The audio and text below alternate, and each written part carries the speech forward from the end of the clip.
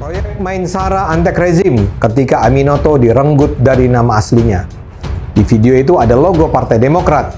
Nama pembuatnya kader Partai Demokrat. Tapi tak ada penjelasan siapa yang dimaksud dengan kader Partai Demokrat. Apakah ini artinya AHY, Ibas, Anissa Pohan, atau orang-orangnya? Tidak jelas.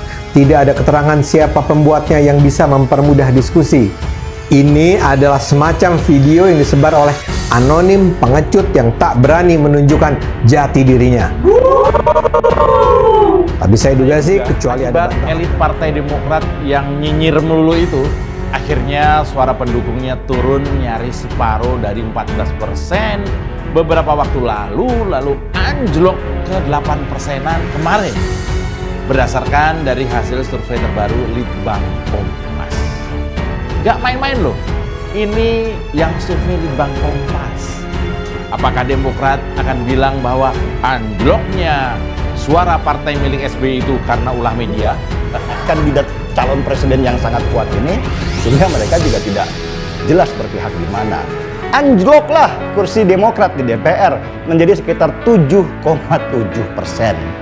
Padahal parliamentary threshold mensyaratkan bahwa partai harus mencapai 4% kursi di DPR sehingga mereka bisa masuk di parlemen. 7,7%. Jangankan ke posisi ketua umum ternyata gitu. Bahkan surveinya juga dikarbit. Makanya sekarang mereka panik gitu, mengusulkan agar presidensial threshold ini dihapus. Mutusin kita gara-gara kita nggak punya uang, masih kere dan sebagainya. Tapi sekarang dia minjem duit sama kita. Bagi saya, Demokrat menyatakan AHY mampu jaga stabilitas koalisi perubahan, tapi malah nyungsep.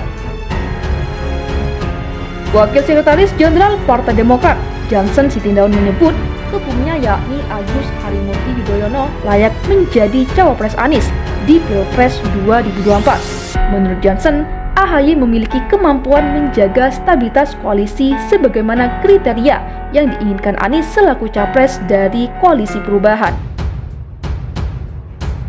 Kalau Mas Anies bilang butuh cawapres yang bisa menjaga stabilitas, Mas AHY memiliki itu karena dia punya partai, ujar Johnson di kantor DPP Partai Demokrat, Jalan Proklamasi, Menteng, Jakarta Pusat pada Rabu 22 Februari.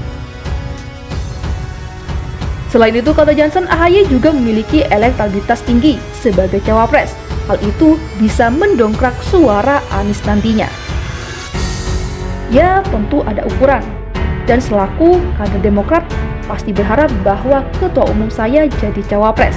Karena Mas AHY punya elektabilitas, ungkap dia. Bahkan menurut Johnson, AHY dan Anies sudah memiliki chemistry sehingga komunikasi dan koordinasi tidak akan menjadi masalah ke depannya. Chemistry tersebut terlihat di berbagai kesempatan saat keduanya berada dalam kegiatan bersama. Meskipun kata Johnson, pada akhirnya pihaknya tetap menyerahkan sepenuhnya nama cawapres kepada Anies. Namun sebagai kader Demokrat, dia tetap mendorong AHY sebagai cawapres dari Anies. Apalagi sudah ada lampu hijau dari Ketua Umum Nasdem, yakni Surya Paloh. Soal nama cawapres masih kita serahkan kepada Anies selaku capres, tugas Johnson. Sebelumnya Ketua Umum Partai Nasdem Surya Paloh angkat bicara soal peluang AHY untuk menjadi cawapres Anies di Pilpres 2024. Menurut Surya Paloh, AHY lebih dari pantas menjadi cawapres Anies. Tapi kalau ditanya pantas, saya katakan lebih dari pantas, ujar Surya Paloh saat konferensi pers bersama AHY di kantor DPP Partai Demokrat, Jalan Proklamasi, Menteng, Jakarta Pusat pada Rabu 22 Februari. Meskipun begitu, kata Surya Paloh, keputusan cawapres koalisi perubahan diserahkan sepenuhnya kepada Anies Baswedan yang telah disepakati Nasdem, PKS, dan Demokrat sebagai capres 2024. Ini masalah keputusan akhir ada di tangan capres. Mengenai pasangan cawapres serahkan kepada capresnya, tandas dia.